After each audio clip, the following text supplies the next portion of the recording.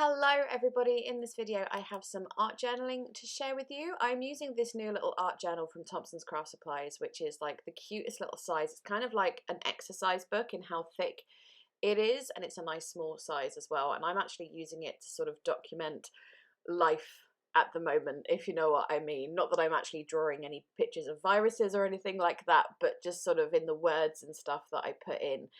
So there is a page, you can just see it creeping out below, that I have done before this spread, which you will see on Friday, because that was a design team project for Thompson's Craft Supplies.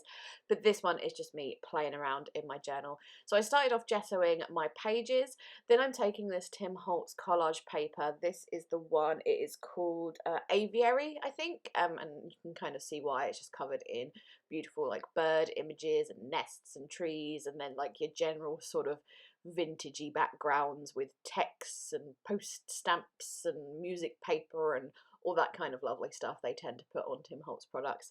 So as my gesso was still wet, I just put the tissue paper straight down onto that wet gesso. I thought that would be enough to keep it stuck down, but on the top, so you get that nice sort of crispy surface. Crispy is not the right word, but you know that there's something about when you decoupage stuff like this with either Mod Podge or gel medium or something. I just love the texture of it so much. So what I was using there was watered down matte gel medium from Prima. And then just going through my doily stash, I thought I'd add a couple of those. I did consider using some craft ones, but I changed my mind on that and thought the white ones would look cuter. And like where I've put one up the top here, I'm just going to cut those edges off and just paste them back down on the paper as well, just in random places. And again, I'm using the matte gel medium just to paste those down. Once I had the doilies pasted down, I went just into my stash just to find something pretty to collage onto this paper, and I went into one of those Daphne's Diary paper pockets, you know, those little sets they do, which just filled with all sorts of pretty things. I found this paper, which I think is designed to be writing paper, but it had all these lacy bits around the edges, and I thought they'd go really nicely with the whole theme and the aesthetic of this, especially with the doilies. So I'm just ripping up pieces of that and then collaging that straight down onto the paper as well. And like where there's like little bits I've ripped, I thought, well, I might as well use those as well, especially as I really liked that sort of creamy beigey colour that the paper was. So I just, yeah, added the little bits and scraps in other places as well. Once all those bits of that little Daphne's Diary paper are all collaged down, I decided it was time to do some stamping. I went through my main sort of box of general mixed media-y related stamps, pulled out this, does it say Imagination Crafts? I can't quite see it. I just picked it up at a craft store, like an independent one, that damask stamp, and then also pulling out this set, which was from a magazine a while ago. I used it in a video a few months back and couldn't remember the name of the magazine or the issue of the magazine then, and someone in the comments really helpfully said, it's this magazine, it's this issue of the magazine. And not only was I very impressed that they knew that, but I made a mental note to write it down for future reference and didn't. So maybe that person will pop up in the comments again, and maybe I'll try and remember to write it down this time. But it's such a lovely set with stamps, all like mixed media and butterflies and like writing, postage stamps. It's so beautiful. I love it. I'm using a mix of archival inks at the moment, like the little mini ones. I'll have all the correct colours listed in the description box. Some of them are the is it Wendy Vecchi? I'm not sure, but yeah. And then I also just stamped once this dragonfly from that set. I just thought it was really pretty, using archival ink in peat moss for that one. I thought that colour went really nicely with some of the greens that's in the tissue paper, and I just wanted it to stand out amongst all the other stuff going on. Did a little bit of stamping with that original damask stamp that I pulled out in that brownie colour.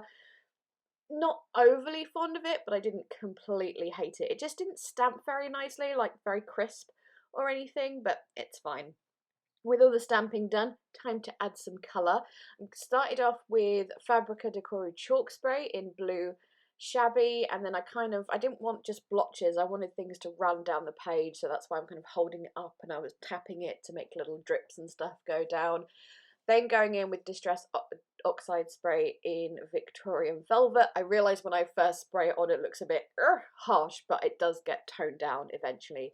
Again, just letting drips run down the page so it just looks a bit more messy and a bit more natural, I suppose. But it was at this stage I was like, oh, that is a little bit of a strong colour compared with everything else. So I just grabbed a water brush and I'm just sort of moving it around the page, kind of like you would do with a watercolour. Just painting it on, kind of picking up colour from the really strong colour sections and moving them and putting them in other places, like up the spine and stuff.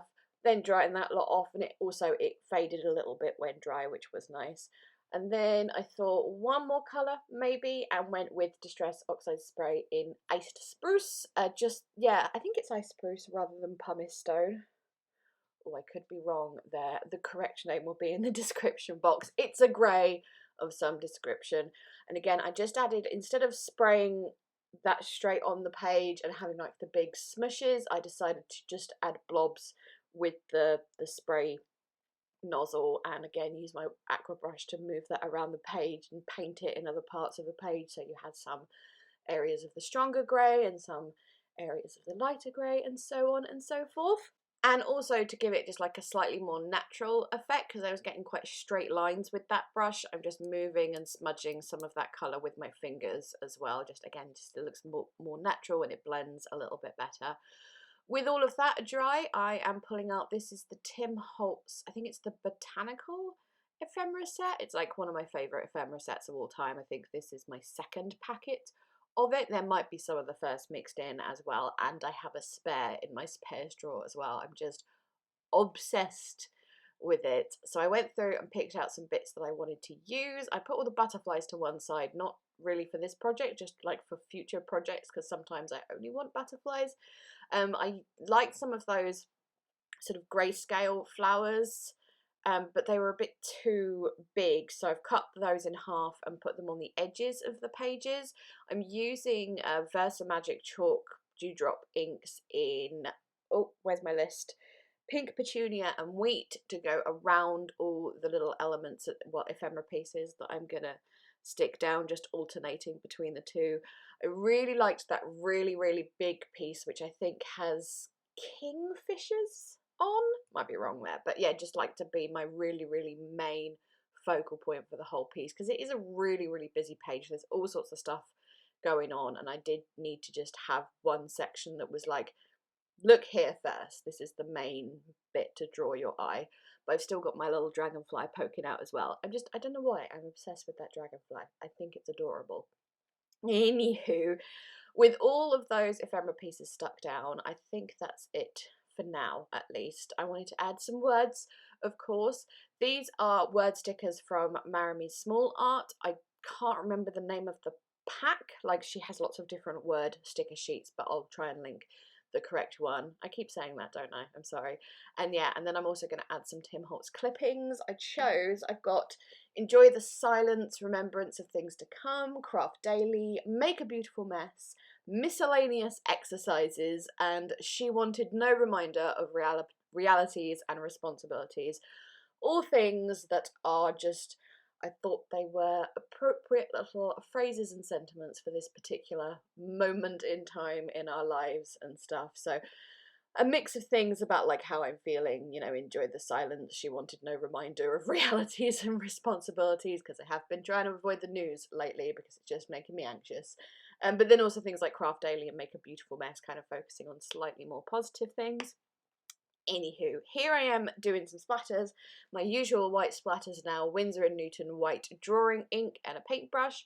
And then I also went in, I wanted a little bit of shininess to this page, and this is the Winsor & Newton gold drawing ink. I think it's called Gold Metallic Bronze, so it's quite a darkish antique gold. And once I had splattered a lot of that on, I think part of it is I wasn't getting any big blobs of splatters, and that's what I wanted for the gold, so I went to my old favourite of the Heidi Swapp Colour Shine just to get the bigger blob. So I do have a mix of the more bronzy gold and the lighter gold. but that's fine. And with splatters done, my little art journal page is complete. There we go. Thank you so much for watching, as always. Links down in the description box. Again, as always, please leave me a thumbs up if you enjoyed. Chat to me down in the comments, and I am going. Thank you again. Bye bye.